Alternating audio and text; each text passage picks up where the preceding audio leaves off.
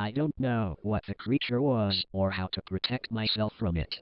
I know that it's dangerous, I know it's real, and I know that it preys on young people.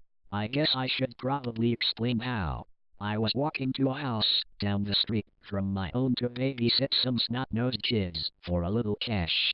I don't know why I made sure to grab my pepper spray and put it in my purse that morning, but I had, and I reached into the bag and wrapped my fingers around it for a sense of security as I walked down my block at 7:45 at night. Damn, it got dark early now. I knocked on the door to the house and the parents opened it after a few minutes of anxious waiting on my part. I eyed the forest once more before finally stepping into the warm home. I greeted the parents, both of whom were very excited and ready to leave their regrets to me. I held my hand out for my pay and they gave me half as usual, ensuring that I stay with their brats to get the rest when they return. I sighed, slipping off my worn tennis shoes by the door and walking into the living room where the kids were playing tag recklessly. I clapped a rapid pattern and the children stopped immediately to repeat it back to me. Now, kids, you know your parents' rules. I say, picking at my chipping nail polish. Dinner, baths, and then off to bed, so what do you want to eat? The two 3-year-olds, 4-year-old, and 5-year-old all gathered together, murmuring excitedly to each other before one stepped away from their group. The only sister was the spokesperson, apparently. We want hot dogs and macaroni and cheese. I smiled down at her. Okay, now who wants to get their bath done first while I cook? The oldest, a kid I recall to be named Jonathan, raised his hand. I will. I nodded. Okay, Johnny, go take your bath and dinner will be done by the time you're out.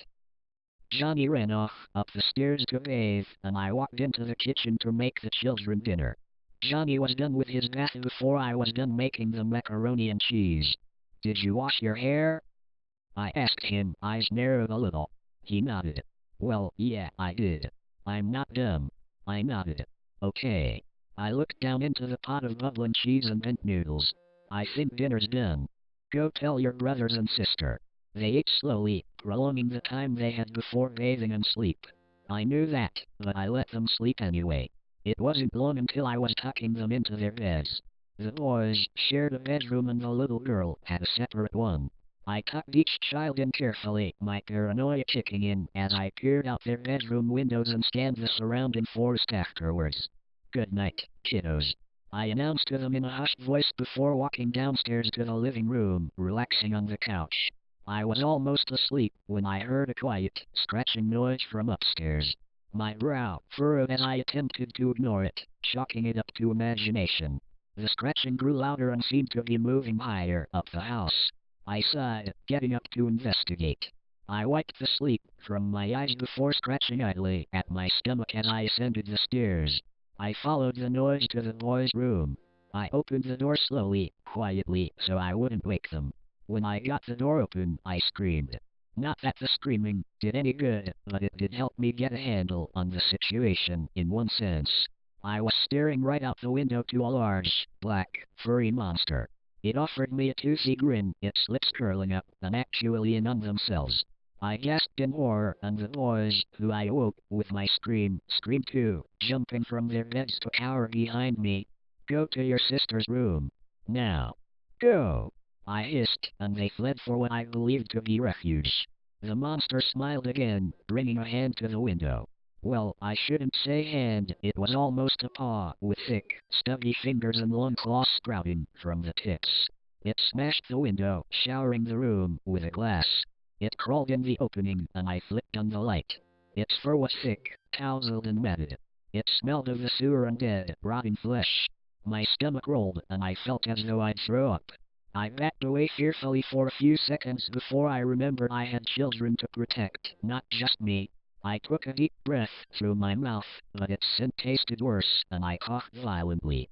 It grinned the curling grin again, its large, almond-shaped eyes that had a slight yellow tint and large, black pupils narrowed menacingly. Its blood-stained nose at the end of a long muzzle twitched as it smelled me. It raised a clawed paw and reached out to me, beckoning me to it. I stepped back. A low growl erupted from its throat, and it bared more of its stained, pointed teeth at me. It beckoned for me to step towards it again with one clawed finger. I hesitantly took a step forward. It was much larger than me, probably 6 feet 8 inches tall. It lunged at me, and I barely had time to react, throwing my arms out in front of me. It breathed on my face and neck, biting at my skin and tearing flesh from it slowly. There is no way to describe it, but I know I screamed. I screamed and begged the creature to stop. There was a sinking in my stomach when I heard screams and pleas from the next room. There were more things than just the one slowly skinning me. I screamed and thrashed against the monster, but it took both my wrists in one of its clawed hands and held them above my head easily.